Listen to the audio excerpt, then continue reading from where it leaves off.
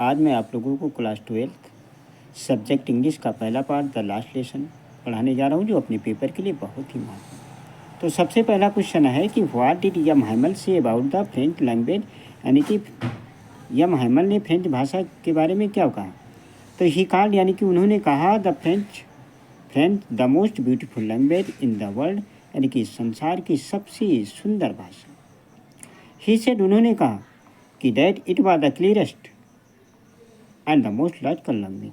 उन्होंने कहा ये संसार की सबसे स्पष्ट भाषा है। व्हाट, दूसरा क्वेश्चन देखते हैं, what had been put up on the bulletin board, यानी कि सूचना पट पर क्या लगाया गया था। एन ऑर्डर, यानी कि एक आदेश आया था।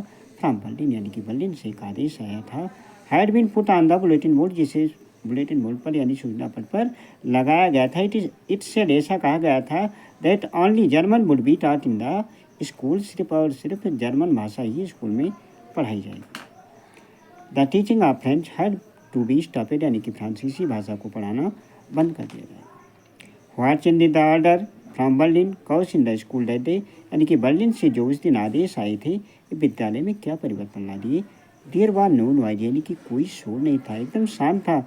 It was us quite a Sunday morning, यानी कि ऐसा शांत था जैसे संडे यानी कि रविवार की सुबह को होता है।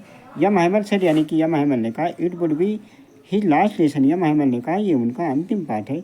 एवरीबॉडी, यानी कि प्रत्येक व्यक्ति लुक्ड सैड, यानी कि प्रत्येक व्यक्ति दुखी दिखाई देता था। द विलेज पीपल, यानी कि जो गांव के लोग थे, हैड कम टू थैंक, यानी कि धन्यवाद देने आए थे M Hamel for his 40 year of faithful service, यानी कि जो 40 साल की उन्होंने वफादारी पूर्वक सेवा की थी उसके लिए उनका धन्यवाद देने आए थे। अगला क्वेश्चन मैं आप लोगों को, ये क्वेश्चन भी अपने पेपर के लिए बहुत ही महत्वपूर्ण है। What happened when church clock struck 12, यानी कि जब चर्च की घड़ी में 12 बजे बजने पर क्या हुआ।